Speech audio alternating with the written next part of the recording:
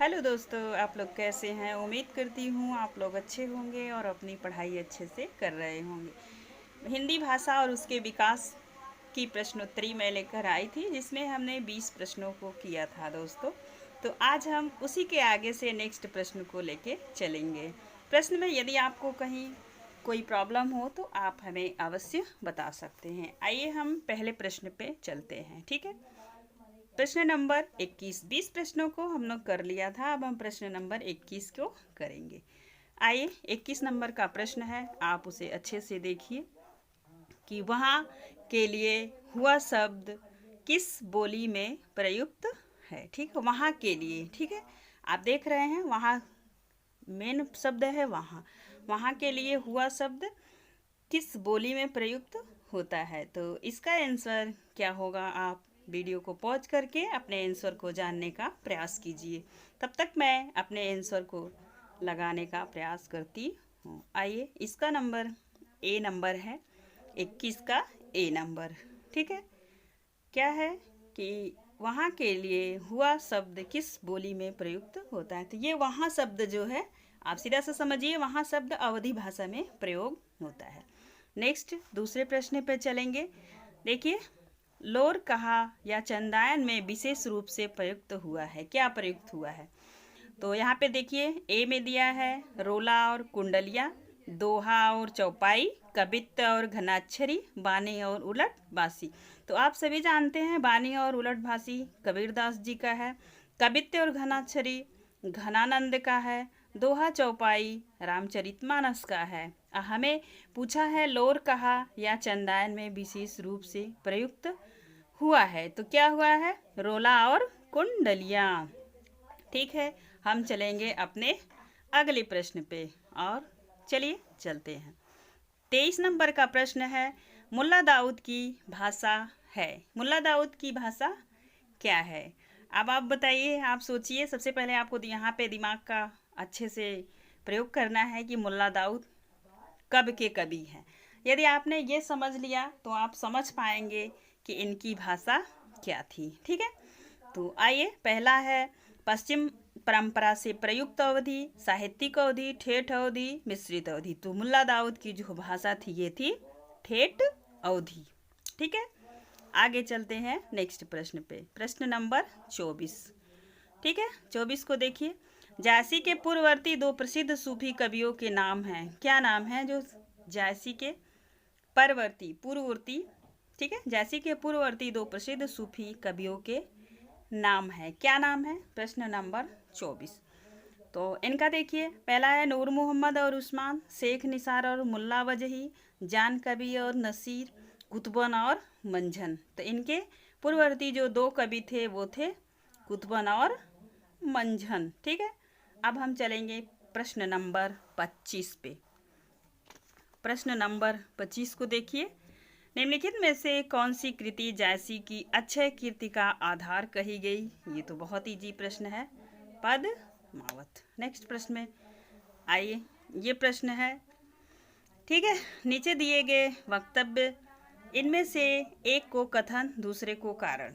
ये प्रश्न थोड़ा परीक्षा में हमें परेशान करता है, तो इन्हें सबसे पहले समझने का प्रयास कीजिए। जब आप जो है कि काल विभाजन जो होता है उसकी प्रवृत्ति को अच्छे से जानेंगे तो ये प्रश्न आपको इजी लगेंगे।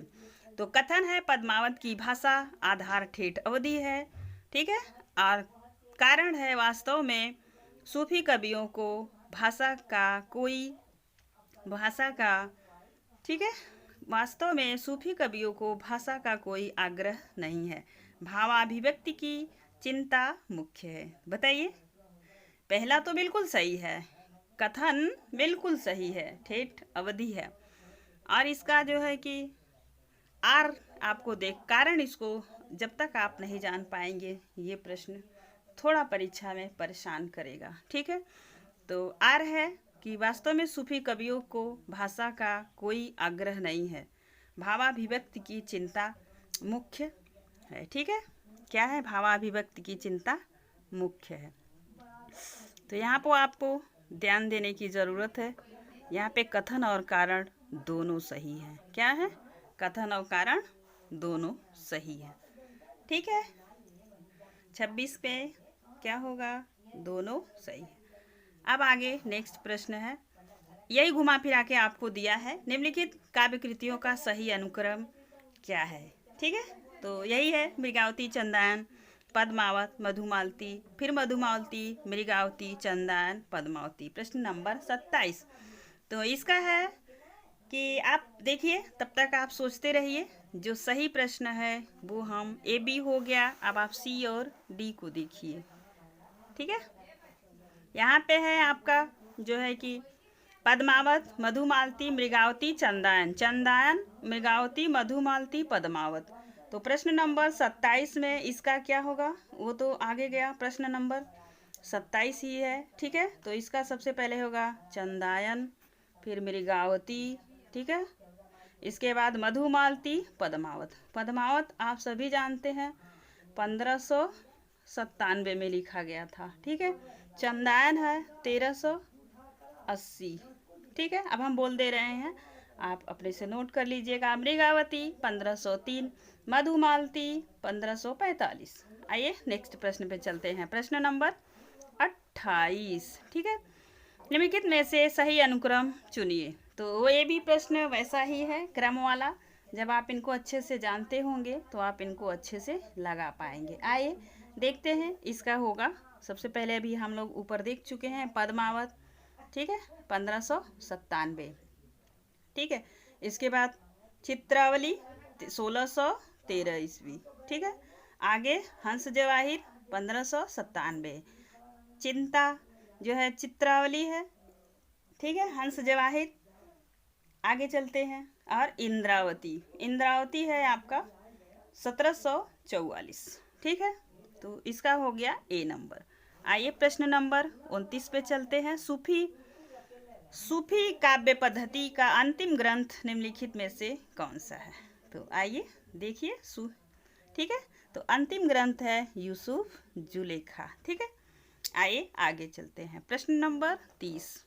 निम्नलिखित में से किस काव्य का ग्रंथ की भाषा विशुद्ध अवधि है तथा तत्सम शब्दों का प्रयोग नगण्य है। बताइए, प्रश्न नंबर 30 ये है, यहाँ पे देखेंगे ना विशुद्ध अवधि, तो ये है पद्मावत। ठीक है, पूरी अवधि में लिखी गई है। प्रश्न नंबर 31, निम्नलिखित में से कौन सा शब्द सर्वनाम नहीं है। ये प्रश्न मजेदार है, आप बताएं कि कौन सा शब्द है। ठीक है, भविष्यत काल का है तो चलब। ठीक है, आगे चलते हैं, प्रश्न नंबर 32। निम्नलिखित 32 में निम्नलिखित में से कौन सा शब्द सर्वनाम नहीं है। 32 को देखिए। ठीक है, 32 में ए भय, ठीक है, हमार, आप, को, अवधि का उदय किससे हुआ, ये तो आप सबको पता होगा। कुछ प्रश्न इजी हैं, कुछ प्रश्न थोड़े से लेवल के हैं। ठीक है, तो आइए 33 में देखिए, अवधि का उदय किससे हुआ। तो अवधि का उदय मध्य देशी अवहट्ठ से हुआ। ठीक है, नेक्स्ट प्रश्न में चलते हैं, प्रश्न नंबर 34। विश्व साहित्य में रोमांस काव्य की धारा किसे कहा जाता है। अब ये प्रश्न देखिए और इनका विचार कीजिए, इनका आंसर क्या है। ठीक है, तो प्रेमाख्यान काव्य परंपरा। ठीक है, पहला था श्रृंगार रस प्रधान काव्य कृतियों का, रीतिकालीन काव्य कृतियों का, और उपर्युक्त सभी। तो रीतिकाल तो आगे की है और श्रृंगार काल भी उसी का नाम है। रस प्रधान, उसमें रसों की ज़्यादातर बात की गई है। तो प्रश्न नंबर 35 को देखिए, सही क्रम का यहाँ पे आपको प्रयोग करना है। ठीक है, सही क्रम।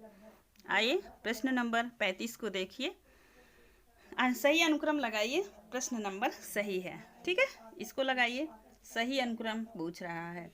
तो सबसे पहले होगा ज्ञानदीप, अनुराग बांसुरी, इंद्रावती, हंस जवाहिर। ठीक है, अब इनके सन को यदि आपको आते होंगे तो ठीक है, वैसे आना चाहिए, इनके कवि और इनके सन आपके दिमाग में तुरंत आ जाना चाहिए। तो आप इनका सन देखिए, अनुराग बांसुरी 1619 में है। ठीक है, ज्ञानदीप 1619, हंस जवाहिर प्रश्न नंबर 35। ठीक है, तो आइए इसको देखने का प्रयास करते हैं। सॉरी, ये इसका ए नहीं होगा।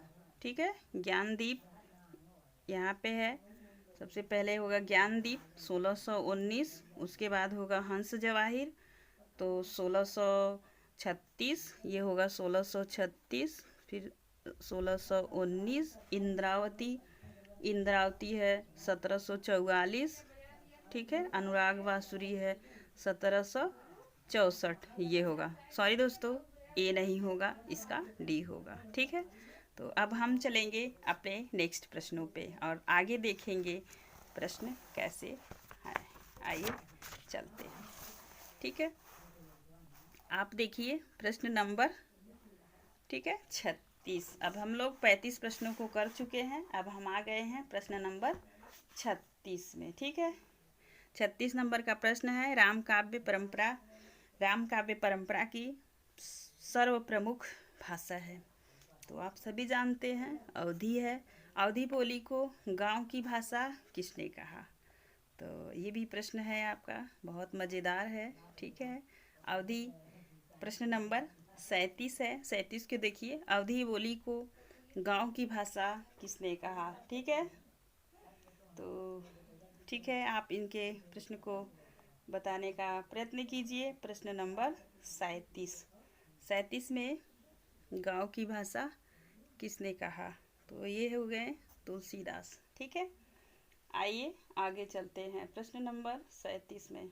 आगे चलेंगे प्रश्न नंबर 38। प्रश्न नंबर 38 को देखिए, स्वामी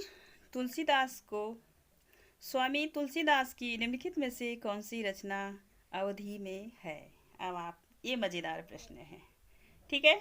आइए देखने का प्रयत्न करते हैं। तो 38 में है, इसका होगा बरवे रामायण। ये वली और वली जितनी रचनाएं होंगी आप इन्हें अवधि में लेंगे। विनय पत्रिका तो आप जानते हैं, तो ये तो विनय करके सूरदास जी ने ऐसी रचना किए हैं, तो इससे आप इसको जो है कि को रिलेट करेंगे तो ये आपके आ जाएगी ब्रजभाषा, ठीक है। बाकी ये अवधि है।